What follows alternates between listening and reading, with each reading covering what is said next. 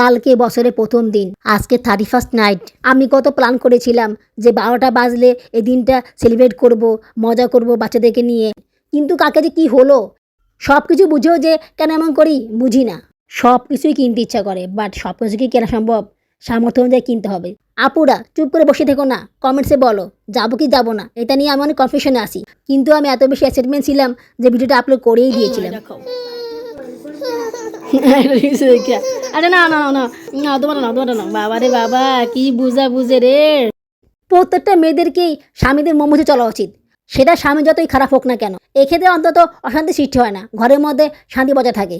পুরুষ মানুষের সংসার করা এত সহজ না, অনেক ঘাটের পানি খেতে হয়, অনেক কিছু সহ্য করতে হয়, অনেক কিছু দেখেও না দেখে ভাঙ করতে হয়, অনেক সময় অনেক কিছু না বলে চুপ করে থাকতে হয়। সবাইকে নতুন বছরের শুভেচ্ছা জানাচ্ছি, হ্যাপি নিউ ইয়ার। সবার জন্য আগামী বছরটা অনেক সুন্দর এবং ভালো হয়। নিউ ইয়ার বলো।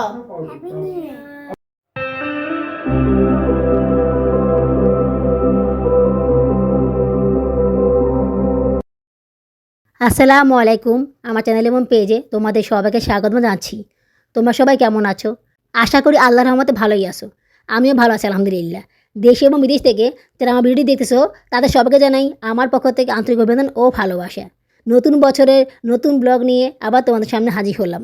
তোমরা তো জানোই বাঁধাকপি পাকোড়া খেতে আমার কাছে অনেক ভালো লাগে। আমি প্রতি বছর শীত আসলেই বাঁধাকপি পাকোড়া বানিয়ে খাই। তো এবারে একটু বানাতে দেরি হয়ে গেল, তারপরও আজকে বানিয়ে নিচ্ছি। এরপর একদিন সময় করে ফুলকপি পাকোড়া বানাবো, তারপরে তেলেপিঠা বানাবো। কতদিন ধরে তেলেপিঠাও খাই না, তো সেদিন রেসিপি খুঁজতে গিয়ে আমার চ্যানেলে ঢুকলাম। আমি যখন তেলেপিঠা বানিয়েছিলাম তখন চ্যানেলে শেয়ার করেছিলাম, তো সেটা দেখলাম। আমি ভেবেছিলাম 1 বছর আগে বানিয়েছিলাম, কিন্তু চ্যানেলে ঢুকে দেখি 2 বছর আগে বানিয়েছি। তখন সাউদা ছোট ছিল, তার মানে গত বছরে আমি তেলেপিঠা বানাইনি। তেলেপিঠা খেতে আমার কাছে অনেক অনেক ভালো লাগে। আমি যখন রাস্তায় হাঁটি না, তখন যদি দেখি যে কেউ তেলপিঠা বানাচ্ছে, তখন আমি সঙ্গে সঙ্গে কিনে খেয়ে ফেলি যদি টাকা থাকে। মানে ওইটা খাওয়ার লোভ আমি সামলাতেই পারি না। কিন্তু সব জায়গায় তেলপিঠা খেতে ভালো লাগে না, এক এক জায়গায় এক এক রকম স্বাদ হয়। এক এক জায়গায় খুব বেশি মিষ্টি হয়, আবার এক এক জায়গায় মিষ্টি কম হয়। তো এই কারণে বাসায় বানিয়ে নেওয়াই ভালো। তাছাড়া তেলপিঠার দামও বেশি, আগে ছিল 10 টাকা, এখন সেটা 20 টাকা হয়েছে। সাইজ কিন্তু বড় হয়নি, সাইজ একই আছে, বাট দামটা বেড়েছে। গত বছরের জন্য না খুব ছোট ছিল, ওই সময় হয়তো বা বানানোর সুযোগ হয়নি, এই কারণে বানাইনি। কিন্তু এবারে বানাবো। আমার যে তেলেপিঠা খেতে খুব ইচ্ছা করে, আর ইচ্ছা করে ভাপা পিঠা খেতে। ভাপা পিঠা খেতে আমার খুব ভালো লাগে। দোকান থেকে কিনে খাই না, তো একটা খেলে পেট ভরে না, ইচ্ছা করে আরেকটা খাই। যে দাম, একটা বেশিতে খাওয়াই যায় না। একটা আপু বলেছিল চিতই পিঠা বানাতে। আপু, চিতই পিঠা খেতে আমার কাছে ভালো লাগে না। চিতই পিঠা খেতে আমার কাছে আগে অনেক ভালো লাগতো, কিন্তু সাদা পিঠা আসার পর থেকে না চিতই পিঠা খাওয়ার প্রতি আগ্রহ কমে গিয়েছে।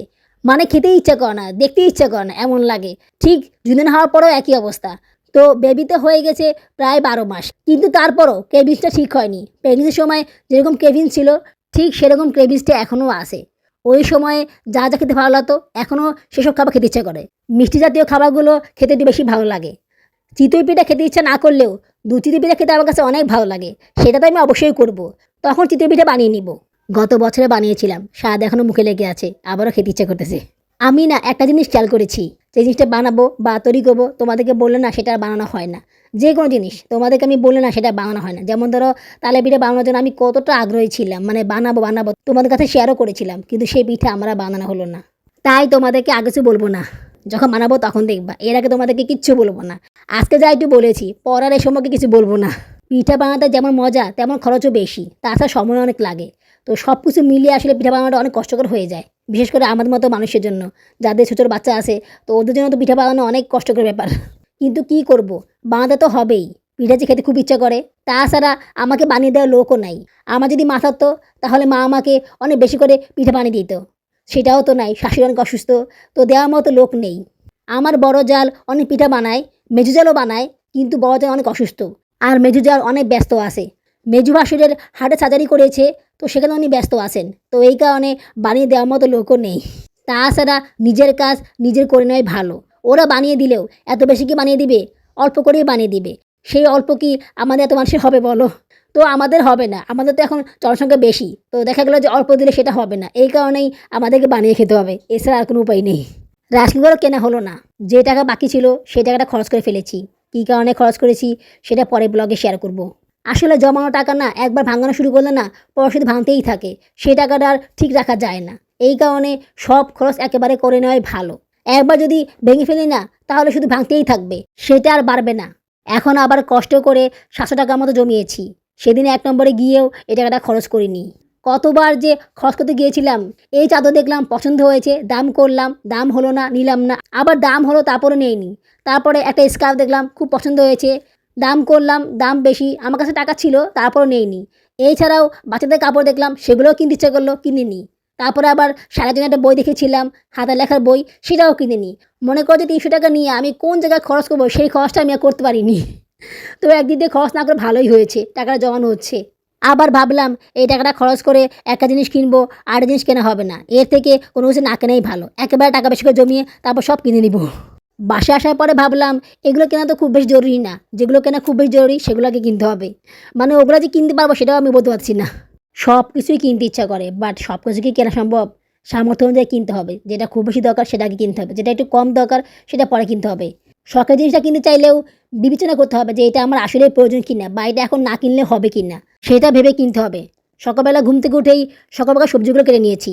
সকালবেলা সবজি না কাটলে না পরে কাটা হয় না, কাটতে কাটতে সেই রাত হয়ে যায়। এই কারণেই সকালবেলা সব কাজ করে নিয়েছি। দুপুরে রান্নাটাও সেরে নিয়েছি। এখন সকালে নাস্তা বানাচ্ছি। গ্যাস নেই তাই ইটি চুলায় ভেজে নিচ্ছি। পাউরুটি আছে, বাবুরাবু কাকা রাতেরবেলা পাউরুটি নিয়ে এসেছিল, বাট আমি পাকোড়া খাবো সকালবেলা নাস্তায়। এই কারণে পাকোড়াগুলো আগে ভেজে নিচ্ছি। তাছাড়া সায়রাও পাকোড়া খাবে, ও পাকোড়া খাওয়ার জন্য অস্থির হয়ে আছে। জায়ানও খাবে, সাউদা খায় তো খায় না সেই ব্যাপারে বলতে পারতেছি না। বাবুরাবুকে সকালবেলা ডিম ভাজি করে দিয়েছি, উনি পাউরুটি দিয়ে খেয়ে চলে গিয়েছেন। কালকে আধা কেজি সয়াবিন তেল নিয়ে এসেছেন, সেই তেল আজকে রান্না করে কমিয়ে ফেলেছি। এখন আবার পাকোড়া ভাজতেছি, মানে তেল শেষ। আল্লাহ জানে বাবুরাবু কি করে।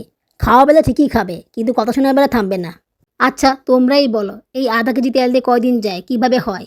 উনি সেদিন বলতেছে যে এই আধা কেজি তেল তোমার 2 দিন যায়, তাহলে তুমি হিসাব করে দেখো মাসে তোমার কত তেল লাগে। তখন আমি বললাম তুমি 1 কেজি তেল আনলেই পারো, বা 5 কেজি আনলে পারো, তুমি এইভাবে করে আধা কেজি করে তেল আনো কেন? এইভাবে করে আনলে তো তেল থাকবে না, তাড়াতাড়ি করে শেষ হয়ে যাবে।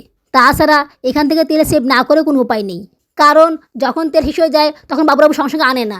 দেখা গেল যে 1 দিন পরে বা 2 দিন পরে আনে, আবার অনেক সময় আনতেও মনে থাকে না। তো আমি কার কাছ থেকে তেল নিব? মানুষ কি প্রতিদিন আমাকে তেল দিবে? এই কারণে আমি কিছু তেল জমিয়ে রাখি, জানো না পুরো এটা আমার কত উপকারে লাগে। অনেক সময় অন্য কিছু খেতে ইচ্ছে করে, তখন আমি এই তেল দিয়ে ইউজ করি। আমার কাছে জমানো তেল ছিল, তারপরও এই তেল ইউজ করেছি। জমানো তেল খুব বেশি নেই, যদি এগুলো শেষ করে ফেলি তাহলে পরবর্তীতে সমস্যায় পড়লে তখন কি করব? এখন বাবুরাবকে বললে উনি রাগ করলেও হয়তোবা 2-1 দিন পরে তেল নিয়ে আসবেন। ততদিন পর্যন্ত আমি আমার জমানো তেল দিয়ে কাজ চালিয়ে নিব। বাবুরাবু তেল নিয়ে আসলে আবার ওখান থেকে সেভ করে রাখবো। এভাবেই তো করি আমি। উনি যদি সব সময় 1 কেজি করে তেল আনতো, বা যখন লাগবে তখনই তেল নিয়ে আসতো, তাহলে হয়তো বা আমি এভাবে করে তেল জমাতাম না। পাকোড়া বানানো হয়ে গিয়েছে। শীতের দিনে গরম গরম পাকোড়া খাওয়ার মজাই আলাদা। পাকোড়াটা খেতে দারুণ হয়েছে। এটা খাও। আরে না না না না না না না না না, তোমার না, তোমার না। বাবা রে বাবা, কি বুঝা বুঝে রে। হ্যাঁ খাও। দেখেছো জুনের না কি করে? আমি ওকে ভালোটা দিলাম, ওটা নিয়ে ও কি করলো, কান্নাকাটি করলো। মানে কি বুঝা বুঝে দেখছো? সায়রা ভালোই পাকোড়া খাচ্ছে, কিন্তু জায়ান একটা নিয়ে বসে আছে, ও খেতে পারতেছেন না। সাউদা নিয়ে একটু খেয়েছে, পরে আর খাচ্ছেন না। এরকম অবস্থা করে ওরা। বাসায় খাবারে কোনো আইটেম বানালে একসাথে বসে খেতে অনেক ভালো লাগে। বাচ্চারা যদি সেই খাবারটা খায় তাহলে আরও বেশি ভালো লাগে। সায়রা হয়েছে আমার মতন, ও আবার ভাজা পড়া খাবার খাওয়ার প্রতি একটু আগ্রহ বেশি। সাউদাও খায়, চুদেনা মাঝে মধ্যে খায়, কিন্তু জায়ান ও এগুলো খেতেই চায় না। মনে করে যে এগুলো খুব কমই খায় ও। সাউদার শরীর ভালো না, ওর জ্বর এসেছে, এই কারণে সে খাচ্ছে না, না হলে সে ঠিকই খেত। এই মেয়েকে নিয়ে আমি আর পারি না। কয়েকদিন পটি করলো, এখন আবার পটি করে না, পটি কমে গিয়েছে। মানে সারাদিনও পটি করে না, 1 দিন 2 দিন চলে যায় তাও করে না। কী যে ঝামেলায় পড়েছে ওকে নিয়ে। আবার হয়েছে জ্বর, রাতেরবেলা ঘুমায় না, কান্নাকাটি করে। সকালবেলা ঘুম থেকে উঠেও একই অবস্থা। দুধ দিলে একটু খেয়ে ঘুমিয়ে যায়, তারপর আবার ঘুম থেকে উঠে কান্নাকাটি শুরু করে দেয়। খাবার ঠিকভাবে খায় না। এমনিতেই তো সংসারের কাজ ঠিকভাবে করতে পারি না, টাইম নিয়ে করতে পারি না, তার উপরে যদি বাচ্চা অসুস্থ থাকে তাহলে তো আরও বেশি করতে পারি না। এদিকে বাবুরাবুকে কিছু বলা যায় না, ওনাকে কিছু বলে চেঁচি শুরু করে দেয়, আমার দোষ ধরা শুরু করে। সব দোষ আমার, আমি ঠিকভাবে কেয়ার করি না, এই কারণে বাচ্চারা অসুস্থ। এটা যে সমাধান বের করবে সেটা করে না, কখন চিলাচিলি করে, তারপর ওষুধ নিয়ে আসে। ওষুধ আনলে কী হবে, তা চিলাচিলি বকাবকি সেটা আর থামে না, বারবার শুধু আমার দোষ খোঁজে, সব দোষ আমার। আর ভালো লাগে না, মাঝে মধ্যে ইচ্ছা করে কোথাও চলে যাই, সব কিছু ছেড়ে ছুড়ে কোথাও চলে যায়। আমার আর এসব ভালো লাগে না, অস্থির লাগে অনেক সময় আমার কাছে। এমনিতেই তো বাচ্চাদের চাপ, বাচ্চাদেরকে সামলাতে হিমশিম খেয়ে যায়, তার উপর আবার ওনার প্যারা না আমার সহ্য হয় না। বাচ্চারা তো বুঝে না, অবুঝ, কিন্তু উনি তো বুঝে। উনি বুঝে যদি এরকম করে তাহলে কেমন লাগে বলো তো আপুরা? খাবার খাওয়ার পরে থালা বাসন সবগুলো ধুয়ে নিচ্ছি। থালা বাসন না ধুলে কি হবে? শুধু মজা মজা করে খেলেই হবে? কাজ তো করতে হবে, তাই না? এই তীব্র শীতে থালা বাসন ধুতে আমার অবস্থা খারাপ হয়ে যায়। কি যে বলবো আপুরা জানো না, মানে হাত পা কাঁপাকাঁপি শুরু হয়ে যায়। আপুরা লাইকই করেছো, না করলে এখনই করে দাও। আর যদি খুব বেশি ভালো লেগে থাকে তাহলে আমার এই চ্যানেলটিকে সাবস্ক্রাইব করে আমাকে আপন করে নিও। ভিডিওটি সম্পূর্ণ দেখার পরে একটা কমেন্টস করে দিও। তোমাদের একটা কমেন্টস আমাকে কাজ করার জন্য অনেক বেশি অনুপ্রাণিত করে, তাই কমেন্টস করতে ভুলে যেও না কিন্তু। গত ব্লগে ভিডিওটা আমি ঠিক সময় আপলোড করিনি। এই যেমন ধরো 11টার পর আপলোড করেছি, ওই সময় ভিডিও আপলোড করলে ভিউজ হয় না, ইভেন 10টা বাজে আপলোড করলে ভিউজ হয় না। কিন্তু আমি এত বেশি এক্সাইটমেন্ট ছিলাম যে ভিডিওটা আপলোড করেই দিয়েছিলাম। তার আগে একটা পোস্ট করেছিলাম, তখন একটা আপু বলেছিল যে আপু ভিডিওটা দাও, আমি দেখে ঘুমাবো। তো এই কারণে দিয়েছিলাম। তো পরবর্তীতে মনে হলো যে ভিডিওটা ওই সময় আপলোড করা ঠিক হয়নি, কারণ ওই সময় ভিডিও আপলোড করার কারণে ভিউজ হয়নি। আর ভিডিও আপলোড করার পরে প্রাথমিক অবস্থায় যদি ভিউজ না হয় তাহলে ওইটার ইমপ্রেশন কমে যায়, ওইটার ভিউজ পড়ার হয় না। মানে আপলোড করার সঙ্গে সঙ্গে যদি ভিউজ হয় না তাহলে ওটা ইমপ্রেশন আরও বেশি বেড়ে যায়, তখন ভবিষ্যতে আরও বেশি বাড়ে ভিউজ। তো এই কারণে আমার ভিডিওটা ভিউজ কমে গিয়েছে, যার কারণে আমার মনটা খারাপ হয়ে গিয়েছে।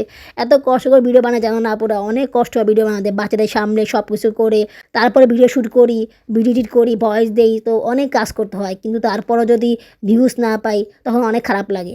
এমন না যে আমি খুব বেশি ভিউজ পাই, মনে কর যে অনেক ভিউজ পাই, তা কিন্তু না। তারপরও যতটুকু পাই অতটুকু যদি না পাই তাহলে মনটা অনেক খারাপ হয়ে যায়। চেষ্টা করতেছি কন্টিনিউ ভিডিও আপলোড করার, কিন্তু ভিউজ না হলে না সে ভিডিও আপলোড করতে আর ইচ্ছা করে না, ভিডিও বানাতেই ইচ্ছা করে না। এইদিকে লাইকও কমে গিয়েছে, আগে 20-25টা লাইক হতো, কিন্তু এখন সেটাও হচ্ছে না। এসব কারণে মনটা আরও বেশি খারাপ হয়ে থাকে। 2 দিন ধরে আমার হাতে খুব ব্যথা করতেছে, থালা বাসন ধোয়ার কারণে হাতে প্রচুর ব্যথা করতেছে। ওষুধ তো টাইমলি খাওয়া হয় না, ওষুধ তো বাবুরাবু এনে দিয়েছে, কিন্তু আমি না টাইমলি খাই না, অনেক সময় ভুলে যাই, মনে থাকে না। তো হাতে ব্যথা বেড়ে গিয়েছে, তাই ওষুধটা খেয়ে নিচ্ছি। এই ডি-ড্যাশ ওষুধটা অনেক ভালো, এটা খেলে হাত ব্যথা একদম কমে যায়। তোমাদের যাদের হাতে প্রচুর ব্যথা করে বা কামড়ায় জ্বালাপোড়া করে তারা এই ওষুধটা কিনে খেতে পারো, তোমাদের অনেক উপকার হবে। কালকে বছরের প্রথম দিন, বছরের প্রথম দিন আমার জন্মদিন। যারা আমার ভিডিও দেখো তারা জানো। তো আমি ভাবতেছি যে বছরের প্রথম দিন বাচ্চাদের নিয়ে ঘুরতে যাব, জন্মদিনে ট্রিট দিব। তো ওদেরকে নিয়ে জিয়া উদ্যানে যাওয়া ছিল, কিন্তু জিয়া উদ্যান তো বন্ধ, ওখানে যাওয়া যাবে না। তো ঠিক করলাম জিয়া উদ্যানে না গেলে কী করব। তো ভাবলাম যে সংস্কৃত ভবনে যাব, সংস্কৃত ভবনে তো অনেকেই যায়, ওটা কাছেও খুব বেশি দূরে না, তাছাড়া বাচ্চারাও যায়নি। তো এখন তোমরা কি বলো, সংস্কৃত ভবনে যাব? আমি ঠিক করেছি সংস্কৃত ভবনে যেয়ে একটু ঘুরে টুরে এসে তারপর বাচ্চাদেরকে নিয়ে কলামপুরে যাব, ওখানে গিয়ে ওদেরকে ফুচকা খাইয়ে বাসা চলে আসবো। কিন্তু আমি যে যাব এক্ষেত্রে যে আমার জমা টাকাটা খরচ হয়ে যাবে, কী করবো বলো তো?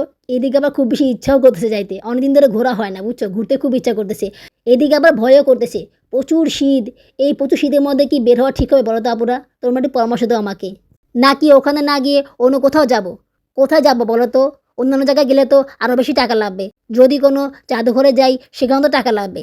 তাছাড়া অনেক দূরের পথও হবে, বাচ্চাদেরকে নিয়ে আবার ঠিক সময় আসতে পারবো কি না সেটা তো একটা কথা। আপুরা চুপ করে বসে থেকো না, কমেন্টসে বলো যাবো কি যাবো না, এটা নিয়ে আমি অনেক কনফিউশনে আসি। প্লিজ তোমরা একটু আমাকে বলে দাও কি করবো আমি। আসলে শীতকালে বাচ্চাদেরকে নিয়ে কোথাও বের হওয়া হয়নি। আমি সংস্কৃত ভবনে গিয়েছিলাম, তাও গরমের সময়, তাও বহুত আগে।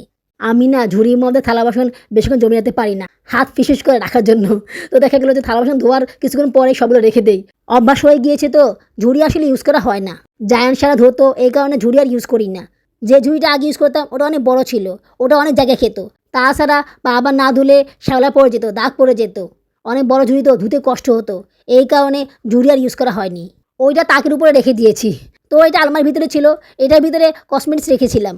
সেদিন আলমারি গুছাতে গিয়ে দেখি এরকম অবস্থা, মানে এটার ভিতরে কসমেটিক্স রাখলেও ইউজ করা হয় না। তো এই কারণে এটাকে আমি এই কাজে ইউজ করলাম। আর তাছাড়া এরকম একটা ঝুড়ি আমার কেনা ইচ্ছা ছিল, যে আপাতত এরকম একটা ঝুড়ি কিনে নেই, তারপরে ভালো দেখে একটা ঝুড়ি কিনে নিব। জুনানাকে গরম পানিতে গোসল করিয়ে কমের ভিতরে শুয়ে রেখেছি, ও চুপটি করে শুয়ে আছে আর বোনের সাথে মোবাইল দেখতেছে। বাবুরাবুর জন্য কিছু বাঁকুড়া রেখে দিয়েছি, উনি আসলে খাবেন।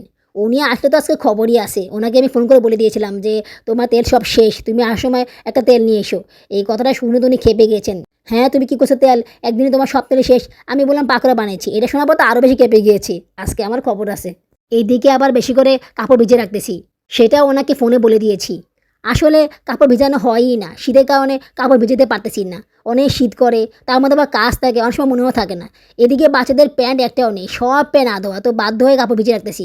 আর যখন কাপড় ভিজাই তখন বেশি করেই ভিজাই, অল্প করে ভেজানো হয় না, কারণ নিয়ম করে প্রতিদিন কাপড় ভেজানো হয় না, এই কারণে একটু বেশি করেই ভিজাই। যদি এখন বাবু না ধোয় তাহলে পরে ধুয়ে দিবে বা আমি ধুয়ে দিব। কালকে বছরের প্রথম দিন, আজকে 31st নাইট। আমি কত প্ল্যান করেছিলাম যে 12টা বাজলে এই দিনটা সেলিব্রেট করব, মজা করব বাচ্চাদেরকে নিয়ে, বাইরে আতশবাজি বোম ফুটানো এগুলো দেখব। এছাড়া তো আমাদের মেয়েদের আর কিছু করার নেই, আমরা তো আর বাচ্চাদেরকে নিয়ে বাইরে বেরোতে পারবো না, সেই স্কোপও নেই। কিন্তু বাবুরাবের জন্য তার কিছুই হলো না, উনি সব কিছুই নষ্ট করে দিলেন। আসলে দোষটা আমারই। আমি কেন ওনাকে ফোনে বলতে গেলাম যে আমি এতগুলো কাপড় ভিজিয়েছি? এই কথা বলার পরপরই তো ওনার মাথা গরম হয়ে গেছে। তার উপর আবার বলেছিলাম যে পাকড় ভেজেছি, তেল শেষ। তো এই দুইটা কারণে উনি অনেক বেশি ক্ষেপে আসেন। উনি কখনোই আগে আসেন না, উনি সবসময় 12টা বাজে বা তার পরে আসেন। কিন্তু আজকে আমার কপালটা এতই খারাপ, উনি 12:15টায় বাসা চলে এসেছেন। প্রতি বছরে এই দিনটা আমি সেলিব্রেট করি, বাচ্চাদের নিয়ে মজা করি, উনি সবসময় পরে আসেন। কিন্তু আজকে তা হলো না, উনি আগেই বাসা চলে এসেছেন। আসার পর তো চিল্লি বকাবকি গালাগালি, জানো না কি অবস্থা, এতগুলো কাপড় কেন দিয়েছো, আমি এগুলো ধুবো না। আরে বাবা তুমি না দাও, সমস্যা নেই, এত চেঁচিয়ে করা কী আছে, আমি দিয়ে দিব। না, উনি চিল্লাচিল্লি কইরা বকাবকি কইরা দুনিয়ার কাহিনী গাবজাব কইরা তারপর কাপড় চোপড় সব ধুইছে, বুঝছো, সব ধুইছে, ধুইয়া ভাত খাইছে, ভাত খাওয়ার পরে পাকোড়া খাইছে। আগে তো বলেছিল পাকোড়া খাবে না, বলতেছে এই পাকোড়া ফালাই দো, এগুলো আমি খাবো না। পরে ঠিকই খাইলো, মানে সব কিছুই করলো। মাঝখান দিয়ে আমার যে মজাটা সেটা নষ্ট করে দিল। মেজাজটা এত বেশি গরম হয়ে গেল না, আমি খুব ভালো মুডে ছিলাম, বুঝছো। উনি বাসায় আসলো, আমি ওনাকে সালাম দিলাম, উনি ঢুকলো। তারপর আমি চুপ ছিলাম, হাসি খুশি ছিলাম। বললাম কাকেরা বছরের প্রথম দিন, তুমি কেন এরকম করতেছো? চুপ করে বসো না, কাপড় পরে ধোও, চলো আমরা এই দিনটা সেলিব্রেট করি। মোবাইল দেখো, 12টা বাজলে আতশবাজি হবে, হই হুল্লোড় হবে, সবাই অনেক বেশি আনন্দ করবে। নিউজ দেখো। আমি সবসময় 12টা বাজলে নিউজ দেখি, দেশের বিভিন্ন স্থানে নতুন বছর পালন হওয়া দেখি। কিন্তু কালকে কিছুই হলো না। এমন না যে শুধু আমি দেখি, বাবুরাবুও দেখে, উনি বাসায় এসে আমার সাথে দেখেন। কিন্তু কালকে যে কী হলো, সব কিছু বুঝেও যে কেন এমন করি বুঝি না। অনেক সময় আমি অনেক কিছু করে বসি যেটা আসলে করা ঠিক না, যেটার জন্য আমাকেই সাফা করতে হয়। কি করব, মানুষ তো, ভুল তো হতেই পারে। সবসময় তো আর সব কিছু খেয়াল করা যায় না, সবসময় তো আর সব কিছু মনে রাখা যায় না। তবে এই ব্যাপারটা আমার মনে রাখা উচিত ছিল, যেহেতু কালকে বছরের প্রথম দিন। তো এই বিষয়টা আমার মাথায় রাখা দরকার ছিল, যেটা আমি করিনি। আমি দেখেছি না, আমি জানি যে আগে থেকে অনেকে কিছু বললে না উনি অনেক বেশি রিয়েক্ট করে, না বললে উনি একটু রিয়েক্ট করে না। মানে মনে করো যে উনি কোনো কিছু বলেইনি না, রাগই করেন না। মানে এরকম প্রায় সময় হয়েছে, আমি কাপড় ভিজিয়ে রেখেছিলাম, উনি এসে ধুয়ে দিয়েছেন, কিচ্ছু বলেনি। তোমাদেরকে বলেছিলাম যে এতগুলো কাপড় ভিজিয়ে রেখেছি, উনি ধোয় কিনা আল্লাহ জানে, কিন্তু উনি সব কাপড় ধুয়ে দিয়েছেন, কিছুই বলে নাই। কিন্তু যেদিনই আমি ওনাকে ফোনে বলেছি যে কাপড় এতগুলো আসে ধোয়া লাগবে, তো সেদিনই ওনার মাথা গরম হয়ে যায়, বাসায় আসলে অনেক বেশি চেঁচিলি করে।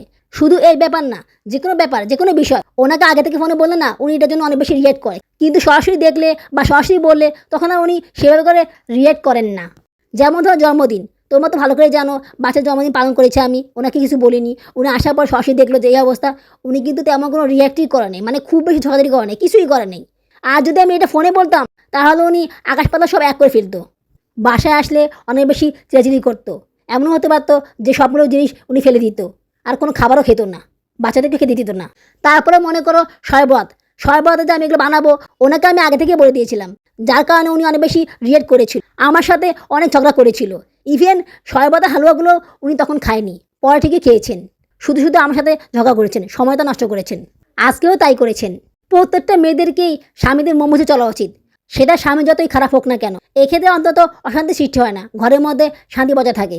ওদের কখনোই এটা ভুলে যাওয়া যাবে না যে স্বামীরা কী চায়, বা স্বামীদের ইচ্ছা অনুযায়ী ওই কাজটা ওই সময় করা যাবে কি না, সেটাও মেয়েদেরকে ভাবতে হবে।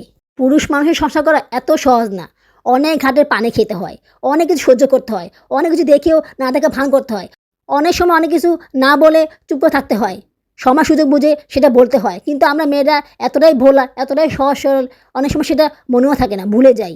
আর আমি ভেবেছিলাম উনি হয়তো বা এরকম করবে না, যেহেতু কালকে বছরের প্রথম দিন, উনিও তো সে সময়টা এনজয় করেন, তাই উনি রাগ করবেন না, চিড়াচিড়ি করবেন না। কিন্তু তাই হলো। আর তাছাড়া উনি কখনই এত আগে আসেন না, আজকে উনি আগে আসলেন, তো সব দিক দিয়ে আমার সাপে বর হয়েছে। আচ্ছা, এত বেশি চিড়াচিড়ি করে কী লাভ হলো? সেই কাপড় সবই তো ধুলো। উনি যদি কাপড় না ধুইতো তাহলেও হইতো। উনি যদি আসার পরে বলতো যে আমি কাপড়গুলো ধুবো না, তুমি ধুয়ে নিও, বা আমি পরে ধুবো, তাহলে তো হইতো, তাহলে তো আর সমস্যা হইতো না, আর আমার মুডটাও খারাপ হইতো না। মানে শুধু শুধু অকারণে উনি ঝগড়া করে, ঝগড়া করার কোনো কারণ থাকে না, ওনার মনে চায় উনি ঝগড়া করে। আর পেয়েছে আমাকে, বাইরের সব রাগ, সব স্ট্রেস আমার উপর উঠায়। আমি কার উপর উঠাবো বলো তো তোমরা? অনেক সময় তো বাচ্চাদেরকে মারি, ওনার ওপর রাগ করে। হ্যাঁ, ওনার ওপর রাগ করে আমি বাচ্চাদেরকে মারি, মনে দুঃখে কষ্টে মারি। আমি অতিষ্ঠ হয়ে যাই ওনার ব্যবহারে, ওনার কর্মকাণ্ডে। আমি তো মানুষ, আমারও তো জীবন আছে। সবাই সব কিছু করতে পারে না, আমি তো করতে পারি না। বাসায় বসে আনন্দ করবো সেটাও করতে পারি না ওনার জন্য। এখন বুঝছো আপুরা কেন আমি ওনাকে অনেক কিছু বলি না, কেন আমি ওনার কাছে অনেক কিছু লুকাই, গোপন রাখি? এসব কারণেই উনি অনেক বেশি সিনক্রেট করেন, অনেক বেশি ঝামেলা করেন, সামান্য বিষয়কে টেনে অনেক বড় করেন, জীবনটাকে হেল করে দেন। এই যে আমরা ঈদে ঘুরলাম, মজা করলাম, উনি কিন্তু কিছুই জানেন না। যদি জানতেন না তাহলে এটার জন্য পুরো দুনিয়া এক করে ফেলতেন, অনেক ঝামেলা করতেন, অনেক কিছু বলতেন উনি। কালকে আমি শুধু মোবাইলে দেখিয়েছিলাম, মোবাইলের ওয়ালপেপারে বাচ্চাদের আর আমার ছবি ছিল। ওই যে আমরা যে কোম্পানিতে গিয়েছিলাম ছবি দেখতে, তো ওই ছবিটা মোবাইলের ওয়ালপেপারে রেখেছিলাম। আমি না ওনাকে পরিগিরি করে দেখিয়েওছিলাম, হ্যাঁ তুমি কোথায় গিয়েছিল? আমি বলছি না আমি যাইনি, আমি এমনি সাইমোর সামনে দাঁড়িয়ে ছবি তুলেছি। না না তুমি গিয়েছো। বাবারে বাবা, কত কাহিনী, কত কিছু। তারপরে ভাবলাম এতটা আবেগ হয়ে বলা কি দরকার ছিল? সবাইকে সব কিছু বুঝে নাকি? কী জন্য বললাম আমি? কী জন্য পরিগিরি করলাম? বাসটা আমি খেলাম। উনি যখন বাথরুমে কাপড় ধুচ্ছিল তখন আমি চুরি করে বারান্দায় গিয়ে আকাশে বোমা ফাটানো দেখলাম, আতশবাজি দেখলাম। বাচ্চারা তো খাচ্ছিল, ওদেরকে আনতে পারিনি। আমি জুলেনা আর সাউদা আকাশের আতশবাজি বোমা ফাটানো দেখেছিলাম। অথচ সবসময় প্রতি বছরে আমি আমার বাচ্চাদেরকে নিয়ে এখানে দাঁড়িয়ে থাকতাম। যখন আমি প্রেগনেন্ট ছিলাম তখন পেটে হাত দিয়ে বাচ্চাকে দেখিয়েছিলাম যে দেখো নতুন বছর এসেছে, আকাশে বোমা ফুটতেছে, আতশবাজি ফুটতেছে, তুমি আসলে তোমাকে নিয়ে এখানে দাঁড়াবো, তুমিও দেখবে। সব কিছুই হলো, কিন্তু আজকে সবাই মিলে দেখা হলো না। এইটুকুই শুধু এনজয় করেছিলাম, মোবাইলে কোনো প্রকার নিউজ দেখার হয়নি, পরে আর দেখতেও ইচ্ছা করেনি, মুডটাই নষ্ট হয়ে গিয়েছিল। যাক, সবাইকে নতুন বছরের শুভেচ্ছা জানাচ্ছি, হ্যাপি নিউ ইয়ার। সবার জন্য আগামী বছরটা অনেক সুন্দর এবং ভালো হয় এবং ওদের মন মতো হয়। সবার 31st নাইট কেমন কেটেছে আমাকে অবশ্যই কমেন্টসে জানাবে। আর নতুন বছরে তোমরা কে কী করতেছো তাও আমাকে কমেন্টস করে জানাবে। বলো হ্যাপি নিউ ইয়ার, বলো যা বলো তুমি, happy new year, happy new year, বলো হ্যাপি নিউ ইয়ার। ভয়েস দেওয়ার আগে সবাইকে নিয়ে বসলাম তোমাদেরকে দেখানোর জন্য। প্রতি বছরে 31st নাইটে বাচ্চাদেরকে নিয়ে ভিডিও করি, ছবি তুলি। কালকে তার কিছুই করা হলো না। সবাইকে আবারও জানাচ্ছি 2026 সালের শুভেচ্ছা, 2026। আজ এইটুকুই, নতুন বছরের ব্লগ নিয়ে আবার দেখা হবে। আল্লাহ হাফেজ।